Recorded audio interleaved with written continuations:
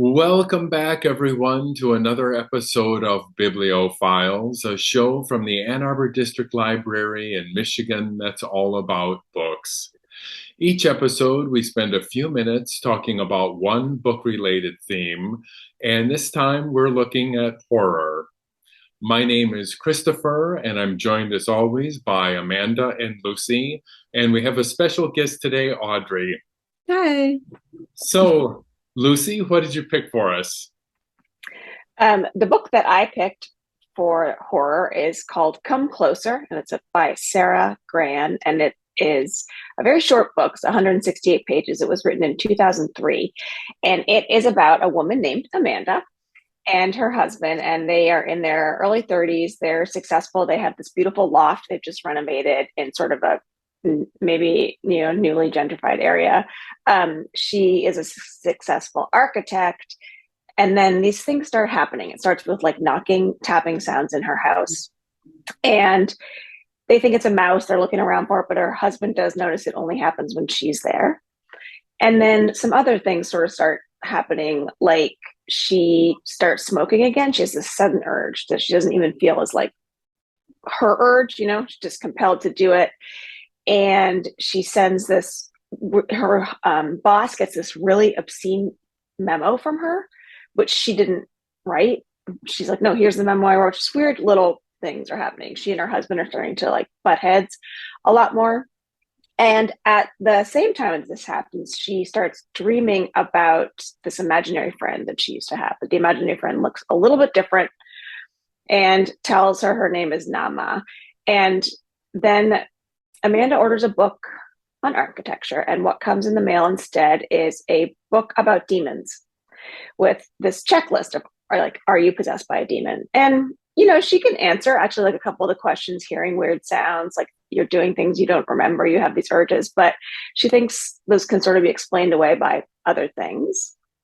And then she has weirder bad thoughts, and she does stuff like she'll just burn her husband with a cigarette. She doesn't hate when she's doing this, it's kind of like she gets this enjoyment from it. And as the months progress, she's able to check off more and more boxes on those lists. And she starts seducing men randomly. She almost drowns a child. She lies all the time. She actually kills somebody. And I can't believe she's only 163 pages. Yeah. And she's like, okay, I am possessed by a demon. And she starts to like try to see someone, not an exorcist, a woman who can help her get rid of it. And nothing will get rid of this woman, Nama, inside of her, who's taking over and doing all these horrible things. It's really interesting because it's first person narration. So you're getting this viewpoint of someone trying to convey to you, like basically you're inside their mental decline, right? But at the same time, you realize that she is more upset about being possessed than she is about the fact that she murdered somebody and that she almost drowned a child. So it just gets creepier and creepier and creepier. And the struggle that she has between herself and this woman, this demon, is really great. And it's kind of interesting. I think there's this thing in horror sometimes, there's that question of like, is it just your psyche, or is it this being that's haunting you? And I think there's a lot of horror that runs really closely. And so it's very interesting in that way. And I'm not going to tell you how it ends, but I have to say, like, it was chilling to the last. So if you like books about people who may be possessed by demons, then Come Closer is a good one for you. Audrey, what did you pick? So when I got invited to be on this show, I was like, I love horror, but also I was like, if I only have to talk about one horror book, I know what one I'm going to talk about. So I picked The Haunting of Hill House, which is obviously a classic. It's very different than the Netflix show for those people out there who have seen the show and not read the book. And like the basic premise is that four people go to this supposedly haunted house to kind of like see if they can capture like supernatural phenomena. But as you're reading the book, and it mostly follows one character, Eleanor, and it really focuses in on her experience of all of these things happening. And it is one of those books that, like, as you go, it becomes increasingly clear, like, she may not be the most reliable narrator, and it is and the house seems to either be like kind of possessing her. And it's I think I love this book. It's not like super scary, but it is so good at creating this like atmospheric tension. Because there's all these underlying things going on with like Eleanor being this kind of like odd character who's like, she's like in her early 30s probably, but she's like spent her whole life like basically being her like now deceased mother's caregiver. So she hasn't lived much. This is like her one chance to like do something with her life. And she just kind of gets like, you watch her slowly get like absorbed by this house. And it's just really like chilling to watch. It also has some really good undertones with like queer characters. Like Theodora is like an icon of like a queer character in a horror movie. And there's like really good commentary too. Like this was written in 1959. So there's really good commentary in there about like, what does it mean to be trapped in a house, right? All like, or like in this like idea of what a house should be. Because notably both the families discussed in this book are not shining beacons of the nuclear family, even though they fit that mold. So like didn't go too much into details, but if you've never read the book, it is absolutely worth checking out. Jackson's writing is just like phenomenal. It's like so clean and like beautiful. It's just like a joy from start to finish, even though it is also really scary. Horror, it's joyful. Yeah, right. Like I love this book so much because I was like, this is one of my favorite books. I want to talk about this book. This is my copy from high school. Like but that's the book I picked. And I can't recommend it highly enough. And who doesn't love a haunted house story? Like, I know. Especially this time of year. It's just like so weirdly cozy. Would you recommend it for, like, I love the show. I've seen it more than once. Would you recommend still reading it after you've seen the show? Yeah, I think they're different enough. There are some changes from the book to the show that are pretty big departures. And I just like, you can't, like, Jackson is so good at capturing almost like little elements of like domestic horror. Like she's so good at catching these like relationships and like twisting them in like really subtle ways that like I think you're I think everyone should read it. It's not the same as watching the TV show, like at all. Like Theodora and Eleanor are like not related in the book. So like part of the tension comes from like Theodora being like a potentially like romantic interest for Eleanor. Like they get this really like intense, like she gets really intense and obsessive about Theodora, and obviously in like 1959 that's not like not an acceptable behavior. And so like is part of the distress coming from like, is the house really haunted, or is like Eleanor just kind of going through this decline because she's never lived her life and like can't allow herself to be the person she wants to be, or is like the house actually haunted? Like it's definitely open to interpretation, I think. So I think if you like reading, it's worth checking out. Yeah, I watched the show and then I read the book, and I liked them both. But it is like what you're saying, Audrey, that idea of like, is it in their mind or is it something possessing them? It's just like one of those things that you see come up again. But I think you'd love it, Amanda. Yeah, they're like they're both good, but they're not the same. Excellent. Cool. Well, thanks, Audrey. Oh, yeah. I have to pick someone else to go. Amanda. Yes, I will chat. So the book I chose for today is called The Final Girl Support Group by Grady Hendrix. This book came out in 2021. And if you like horror novels, you probably heard or have read something else by Grady Hendrix. I had a stack to pick from. I don't know why I landed on this one.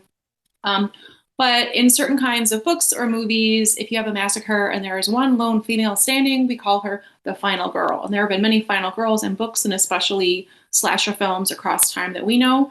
Well, in this book, there is a final girl named Lynette. Lynette survived a massacre when she was in high school, and she was the last person standing. So she is our final girl. Flash forward to her being an adult, and she is in a support group for 5 other final girls who also went through something horrific when they were younger, and then they were the lone survivor. So her and these 5 other women are in this group led by Dr. Carol Elliott. And one day, one of the girls fails to show up, and Lynette just fears the worst and assumes that there is something out there, some monster who is now coming after each of these specific final girls one by one. And so you have Lynette trying to put the pieces together of who is out there, what are they doing. She's trying to help warn and protect these other final girls, and they don't all get along or like each other very much at all. So you've got that conflict where she's almost cast as a person who is, you know, out of her mind and making up things because other people don't want to believe what she's going through. But she's still trying to get things and figure out what's going on and protect herself and those around her. And spoiler alert, there's bloodshed, so that's kind of fun. So basically in here, Lynette and the 5 other girls, they all had some real life terror that happened to them when they were younger, and they were the final girl. And in this fictionalized book, each of their stories was turned into a very huge blockbuster film series of their own, sort of like Scream and Texas Chainsaw Massacre or Friday the 13th. So we have movie versions of those that happened to these girls in real life, but they were made in the movies. So it's kind of interesting. So if you have seen any of the more, you know, modern day slashers from our time, there's a little bit of a nod to it in this book because especially with the names that the author used. So like one of the girls is named Heather, and her fictionalized story of her real terror is called Deadly Dreams. And then in the real life, as we know it, we've got Nightmare on Elm Street, and our final girl there, Nancy's played by Heather Langenkamp. So Heather. So I thought it was kind of fun. And you've got the other girls, and they're like fake, you know, fictionalized stories for them, kind of nods to like the Scream story or like Halloween, which I thought was kind of fun as a horror person. And you don't have to have seen those movies to understand anything. I just thought as a person who has, it was a fun little like, you know, Easter egg for us. But I guess some people found that annoying. I don't know. I love that part. So the book, it features like flashbacks and articles, police transcripts that slowly give you information as to what actually happened to each of those girls when they were younger, what their terror was, that where they were the last person standing, which is kind of cool. What I liked about the book was that it's so female focused. You've got, I mean, it's interesting perspective to read about or think about what actually happens to these final girls as they become an adult. How do they go through that and manage it? Do they all end up in support groups? Who knows? In this book, it's not original in thinking of like, hey, what happens to final girls or having final girls? But I just thought it was kind of fun the way the book kind of compared, because you have 6 different women who are adults and they've all coped with it in different ways. And Lynette's version of coping is a little more extreme. And the book focuses on her and her point of view, and she's very guarded. She doesn't trust anybody. She barely leaves her apartment. And when she does, she goes incognito to support group only. She only talks to the plant that lives in her house. That's her only friend.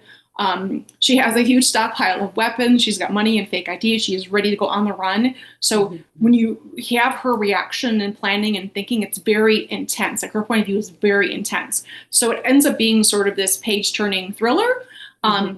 It's very well written. I really, really love his writing style. I mean, I couldn't put the book down. It was very, very fast-paced. It's not the greatest book ever. It's like a great little horror book to pick up and just read it in like a couple days. And yeah, I just really thought it was a fun book. It's really fun if you just want a fun horror book, or if you're a fan of like slasher films and want to find out and read more about some of these other slasher girls that may or may not exist. So that is The Final Girl Support Group by Grady Hendrix. Christopher. Well, I'm not sure how I hooked up with this book, but I'm so glad I did. And first, I just want to kind of ask a rhetorical question. Is it putting a book down when you're reading it and you think what a great movie it would make? You know, I'm not sure, but I certainly did think about that when I was reading this book. It's called The Between by Tananarive Due. This was wonderful. Due is an executive producer of a documentary called Horror Noir. And in the preface, she talks all about how Black history is Black horror. And it's very interesting, this book. I was so happy to read it. The book centers on Hilton James, who is a community leader, and and also on his wife, Day Day, who is Ghanaian. And she is a judge, and they have two kids, and they live a pretty normal life by all respects. But there is someone who comes into their life who is threatening them, who is a white supremacist, and that's when the terrors of Hilton really begin. So he is cursed by these horrific dreams, and I've never really read a more subtle or deft description of hallucination and someone possibly losing their mind. It's amazing. As a reader, you're going through the book and you feel like you are hallucinating because it's so subtle and so well done. So the book really focuses on racism, mental health, marriage, family, and of course, death, because it is a horror book after all. The crux of the book is what happens when you die and whether you may have unlocked just a new reality upon death. So the book is also told with flashbacks to Hilton's childhood and his Nana who raised him.